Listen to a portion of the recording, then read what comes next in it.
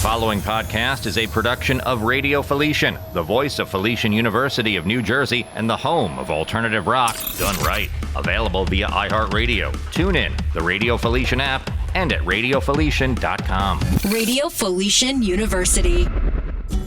Welcome to The Felician Lantern, shining a light on everything nursing. A podcast from Felician University in New Jersey, exploring current issues in healthcare, speaking to leaders in the field, and preparing the next generation of nurses. Your hosts are Dr. Daria Waszak and Dr. Elizabeth Van Dyke, Associate Deans of the Felician University School of Nursing. Welcome to the Felician Lantern. I'm Daria. And I'm Liz. In today's episode, we have Dr. Jane Genuino. She's an assistant professor at Felician University. She received her Doctor of Nursing Practice degree from Rutgers University and completed her postmaster's in adult gerontology nurse practitioner certificate from William Patterson University. She received her master's in nursing degree with a leadership and education focus from Regis University and her bachelor's degree in nursing from Chinese General Hospital Colleges in Manila, Philippines. Welcome to our podcast, Mary Jane. Thank you for having me. And before we get into all the wonderful stuff that you're doing and really just remarkable work to share today, let's talk a little bit about your journey into nursing. How did you get into nursing? Well, it's funny. Nursing was not my major starting in college. I actually started in liberal arts. I wanted to be a lawyer. So I took a year in journalism. But this is the Philippines, so everybody was telling me, what are you going to do afterwards? You cannot go to law. There's three of us who's going to go to college, and my parents probably won't be able to support that after college. So everybody was saying, you know what, you can go into nursing. Nursing is good. You can leave the country, go to the United States, and earn dollars. I said, you're right. After a year of liberal arts, I went to nursing, and actually, I love it. There's something about nursing, like it's not so boxed in. It's like a salad. You can do case management, you can do pediatrics. It's not only one thing. And yes, I did leave the country 2 years after graduating. I finished college at 20, so I was only 21. I wasn't accelerated. I finished at 20 only because it's a side story. When I was young, my brother was always sick.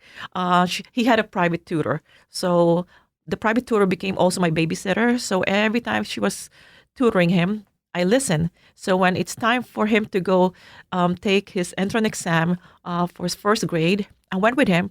Supposedly, I was gonna go take my exam for kindergarten or pre-K. They gave me the first grade entrance exam, and I passed because I've been sitting with him.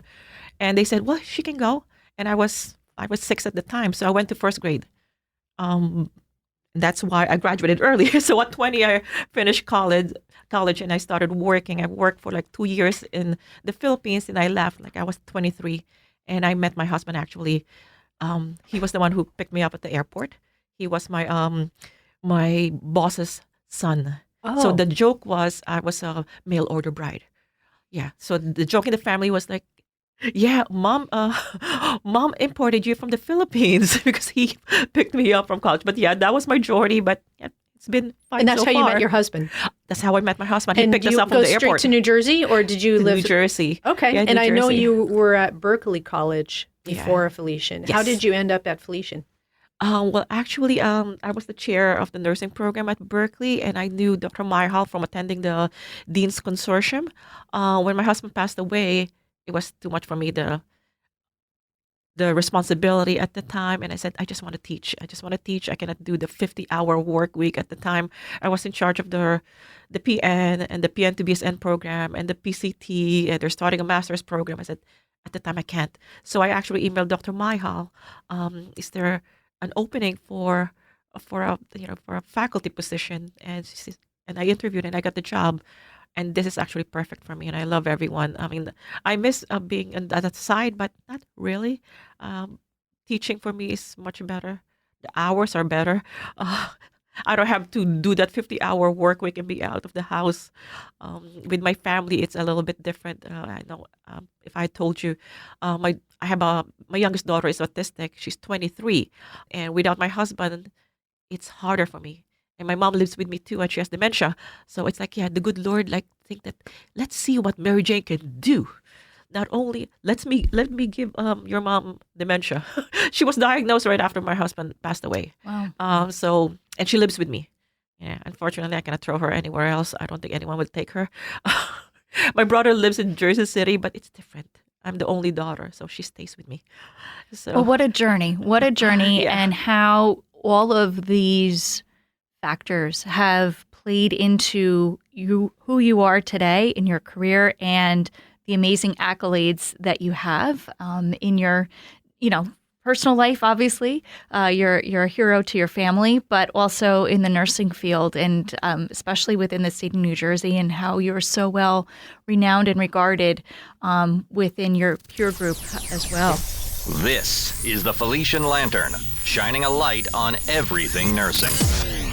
I have to note that you're talking about your husband passing away, and sometimes when we have grief, we do work more, right? We put Yeah. that energy into work and productivity, and there's so much we can talk about that you've done in the recent past. And one of the remarkable things you've done is put together a support group. Can you tell us about that? Yeah, when my husband passed away, I noticed I worked at Valley for I actually was still working per diem. When I was the chair at Berkeley, I was just doing that. I wasn't bedside anymore. But when he was admitted at Valley, I needed to see him. At the time, you cannot go in.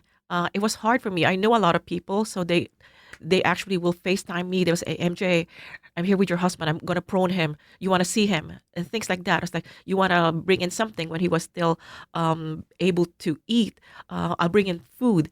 But when he was intubated, that's it. There's no more communication. So I wanted to see him. So I applied for a job.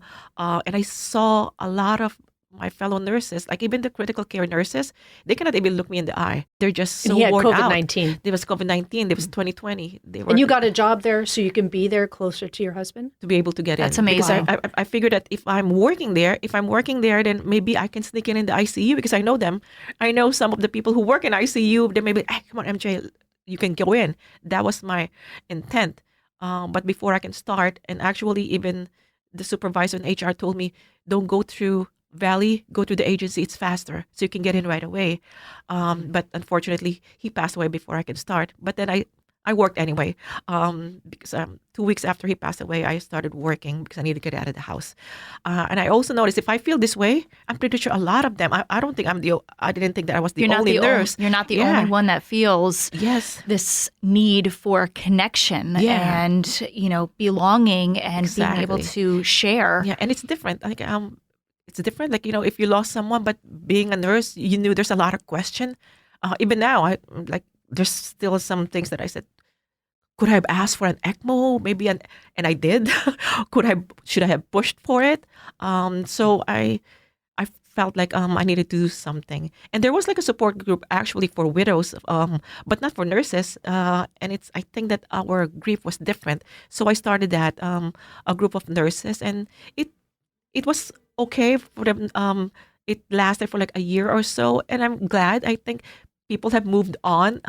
Once in a while I will post there and it will say like, yes, things are doing better, and it is doing better for me as well. I have a lot of support, but grief is different. Like I was saying, it's not linear. No one can say that, look, in a year you're going to feel better, or in 2 years you're going to feel better.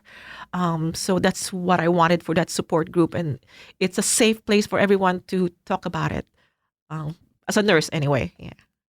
I think that's amazing how you have taken so many things in your life and then applied them and utilized your skills in nursing in order to bring people together, in order to these shared experiences. And like you said, grief is not linear. You have anniversaries, you have things that just bring, or just a sound, being a nurse and then being the family member is, and putting those two things together is a much different experience for sure. And certainly people probably would come up to you and talk to you as if you're the nurse and not the wife. And that was probably difficult for you as well. Oh yes. The first day that I worked, 2 weeks after he passed away, I worked at Valley. my first patient, and I had to go to the bathroom. My first patient was a 57-year-old. My husband passed away before his 58th birthday. A 57-year-old man. Wife is a physician at the hospital, and I had to give him the meds that they weren't able to give my husband because it wasn't available at that time. Same age. I was like, I gave him plasma. I had given him remdesivir. Things that I said, oh my God, this is just a few weeks ago, If only. and there was nothing available then. Which is, I'm not bitter about it. It is what it is. It had happened, and like it's a novel virus. 2020 March when he was admitted, nobody knew what it was. So I'm not blaming anyone. The closure though, it's hard because there's really none. And sometimes I post on Facebook and I apologize for everyone. Sometimes I will say that I'm sorry if I post like those memories, but it comes back and I don't want it to go away.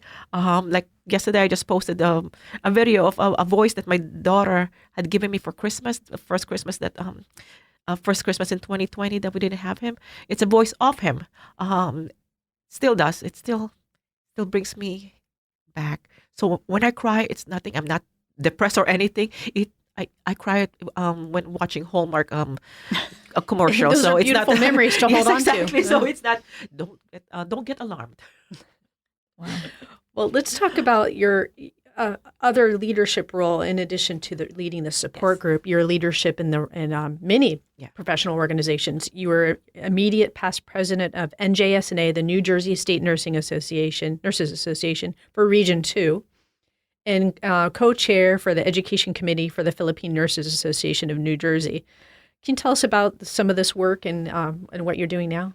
Well, yeah. For the New Jersey State Nurses Association, actually, I got that job. My husband was still alive, and I started my position right when they closed everything during the pandemic. So it was a bit hard, and I did it because I wanted to be involved. When I took the position as chair at Berkeley, I realized that there's not a lot of things that I don't know about regs, about regulation, and wanted to be a part of. I want to have a seat on the table, so to speak. So it actually opened doors for me. Like met Dr. Joel. The first time I met Dr. Joel was during our site visit at Berkeley, and she introduced herself, and I realized that okay, I can learn from her. So I actually ran for the presidency, and I won. But I think there was only 3 of us. So there was only 3 of us who run. So yeah, I got the position. But yes, so I met a lot of good people. I know a lot of Filipino nurses. Tess Medina, who is also faculty at Felician, is the president of PNANJ. So yeah, so it opened up a lot of doors for me and a lot of advocacy that I really am passionate about. Like I said, my daughter is autistic, and there's a lot of things too that I wanted done for people like her, and this organization can actually help me do that. It reminds me of our podcast talking to some of our student leaders, and we talked about just that, putting yourself in these roles, what kind of growth opportunities, and then it creates new pathways. And it's just amazing to see that in action right here. And looking for opportunities and not just seeing an adversity, you see an opportunity. Or it may look as an adversity to begin with, but then you turn it into an opportunity for growth. And your role in advocacy, especially you mentioned your mother with her dementia. You mentioned your daughter with autism, your journey to America from the Philippines and your connection with other Philippine nurses. I'm definitely interested in some of the projects that you currently are working on or have completed. And the one I'm really excited about is your children's book. Would you mind telling us a little bit about Nurse Mayum? Mayumi. Yes. Mayumi. Oh, I totally butchered that. I'm so sorry. Oh no, Mayumi actually in Filipino means sweet or tender. Yeah, so that's beautiful. Yes, so I wanted to if you go to any hospital or any healthcare facility, there's always Filipinos there. But if you go watch Grey's Anatomy or any medical shows, there's no Filipinos there. There's really not a lot of representation of Filipinos, but I think if we if I say 10% of nurses in any hospitals in New Jersey are Filipinos, maybe I'm understating it. So it's just my way of maybe bringing it up, giving representation to minorities, especially Filipinos. Being involved in the PNANJ, it actually opened my eyes that there's a lot of us. The PNA is the Filipino Nurses Association. Yes, the Filipino Nurses Association. There's a lot of us out there who are doing great things. I'm not about me, but a lot of Filipinos out there are doing great things as nurses. So yes, so it's just my way of bringing it up. And yes, it does come with a doll, because I did this right after my husband passed away. Like I said, my oldest daughter kept saying that, no, Mom, you didn't get this after Daddy died. You always have been like this. It just escalated. I actually did this research like a month after my husband passed away. I cannot sleep. I don't sleep. And I just did the proposal that same night and did it on moral distress, on critical care nurses who took care of patients with the virus. But yes, so this is just one way of me getting to, well, there's a lot of ideas at 2:00 in the morning in my head. Mary Jane, this book, Nurse Mayumi, is for what age group? This is for children. For children, like probably like a 4 to 12. It's not meant to. And it has the doll with it. You can buy it separate. You can buy it separate. You can have it both. Where can that be purchased? I actually have a website. Okay. It's Nursing Use by MJ. Use like HUES, like caller. Great. And do you have some other children's books on the way? Am I correct? Well, not children's book, but I'm actually this book actually has been in the making for like almost 2 years now. I compiled stories from other nurses who have lost a loved one, including my own, with a recipe of whatever dish that reminded them of their loved one. So we're calling it. I'm toying with the idea of maybe calling it Tasteful Memories or Tasteful Resilience. But yes, so I'm hoping to finally get it published by the end of the year. But not necessarily the children's book. This is actually the book 2 for Nurse Mayumi, and also like for my daughter. She turned 21 right after my husband passed away. And when you have a disabled child, I don't know if not only in the state of New Jersey, there's a lot of things that needs to be done. Guardianship, even just as the mere fact of getting them registered to DDD, getting them day program, all this, and I was lost and nobody can help me.